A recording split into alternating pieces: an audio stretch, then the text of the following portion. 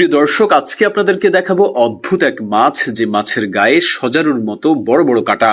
দেখতে ভয়ঙ্কর এবং রাক্ষসে মাছের মতো দেখলেও এই মাছ কিন্তু ওয়েস্টার্ন কান্ট্রিগুলোতে অনেক জনপ্রিয়।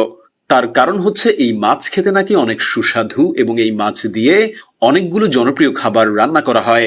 গায়ে বড় বড় কাঁটা সমৃদ্ধ ভয়ঙ্কর অদ্ভুত এই মাছ শুধু সজারুর মতো দেখতেই না, মাছটার নামের সাথেও সজারু নামটা সম্পৃক্ত এবং এর পুরো নাম সজারু পাফার ফিশ। তো চলুন দেখে নেওয়া যাক 7 কেজি ওজনের সজারু পাপার ফিশকে কিভাবে খাবারের জন্য প্রস্তুত করা হচ্ছে। সবচেয়ে মজার বিষয় হচ্ছে এই মাছের প্রত্যেকটা বডি পার্ট এক একটা খাবারের জন্য প্রস্তুত করা হবে। বিশাল আকৃতির দানবীয় এই মাছটিকে ঠিক এভাবেই আস্তে আস্তে কেটে নিতে হবে। ভিন্ন ভিন্ন আকৃতির শেপে কেটে মাছটিকে ভিন্ন ভিন্ন পাত্রে রাখা হবে, কারণ এই একটি মাছ দিয়ে শুধু একটি নয়, দুটি নয়, 5 রকমের খাবার রান্না করা হবে।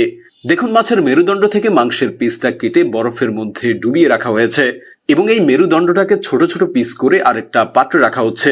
এভাবেই মাছের মাথা, মাছের পেটের অংশগুলোকে ছোট ছোট পিস করে পরিষ্কার করে রান্না করার জন্য প্রস্তুত করা হচ্ছে। এই হচ্ছে আমাদের প্রথম রেসিপি।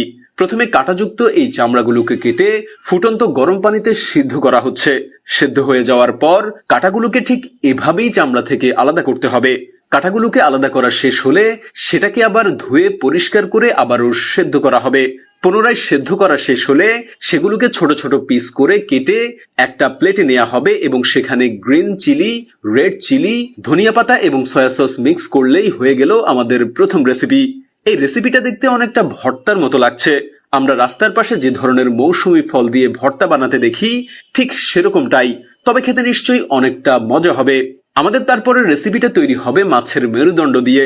ছোট ছোট পিস করা মেরুদণ্ডগুলোতে পর্যাপ্ত পরিমাণে লবণ, তেল মিক্স করে নিতে হবে। এরপর কর্নফ্লাওয়ার অ্যাড করে সেটাকেও ভালোভাবে মিক্স করে ফুটন্ত গরম তেলের মধ্যে ডুবিয়ে ভাজতে হবে। ফ্রাইটা যখন একেবারে ব্রাউন কালার রূপ ধারণ করবে, সেগুলোকে উঠিয়ে একটা প্লেটে নিতে হবে। প্লেটটাকে সাজানোর জন্য প্লেটের এক পাশে লেটুস পাতা, ফিশ ফ্রাই এবং সস নিলে হয়ে গেল আমাদের সেকেন্ড রেসিপি। দেখে নিশ্চয়ই লোভ সামলাতে পারছেন না, খেতে ইচ্ছে করছে। খেতে চাইলেই যে কোনো ফিশ দিয়ে আপনি আপনার বাসায় এমন করে বানাতে পারেন।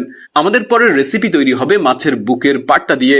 সেখানে পর্যাপ্ত পরিমাণে লবণ মিক্স করে সেটাকেও ফুটন্ত গরম তেলের মধ্যে ভাজতে হবে।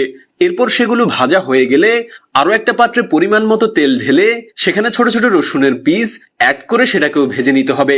তারপর ভাজা মাছগুলো সেখানে ঢেলে দিতে হবে। তারপর সেই সাথে বড় বড় টমেটো এবং পেঁয়াজের টুকরো অ্যাড করে নিতে হবে।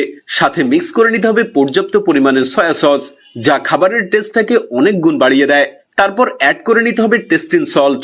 তারপর ভাজতে ভাজতে এক পর্যায়ে পেঁয়াজের পাতাও অ্যাড করে নিতে হবে। এরপর ভাজা শেষ হলে একটা প্লেটে সুন্দর করে খাবারটাকে ঢেলে নিতে হবে। ব্যাস, হয়ে গেল আমাদের ভয়ঙ্কর এবং রাক্ষসে মাছের তৃতীয় রেসিপি। এরপরে আমরা মাছের লেজ এবং বাড়তি অংশ দিয়ে একটা প্লেটার সাজাবো। আমাদের নিশ্চয়ই মনে আছে, মেরুদণ্ড কাটার সময় আমরা একটা মাছের পিস আলাদা করে রেখেছিলাম। এই হচ্ছে সেই মাছের পিস। এটাকে ছোট ছোট করে স্লাইস করে নিচ্ছি। তবে এবার আমাদের মাছ সেদ্ধ বা রান্না করা হবে না। আমাদের এই প্লেটার সাজবে কাঁচা মাছ দিয়ে। আমাদের এই প্লেটারে থাকবে গাজর, red chili pieces, lemon slice, সেই সাথে সয়া সস এবং আস্ত মাছের লেজ এবং কাঁচা মাছের পিসগুলো অ্যাড করলেই আমাদের তৈরি হয়ে গেল চতুর্থ রেসিপি।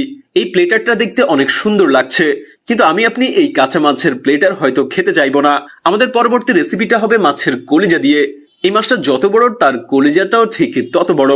কলিজাটাকে বড় বড় আকৃতির পিস করে তারপর রসুন কুচি দিয়ে সেই সাথে পর্যাপ্ত পরিমাণে লবণ, তেল এবং সেই সাথে কর্নফ্লাওয়ার মিক্স করে নিতে হবে। তারপর সেগুলোকে ফুটন্ত গরম তেলের মধ্যে এক এক করে ভেজে নিতে হবে।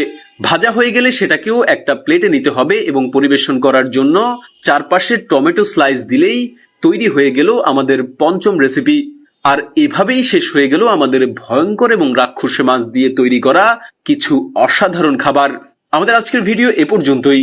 ভিডিওটি ভালো লাগলে অবশ্যই মন্তব্য করতে ভুলবেন না।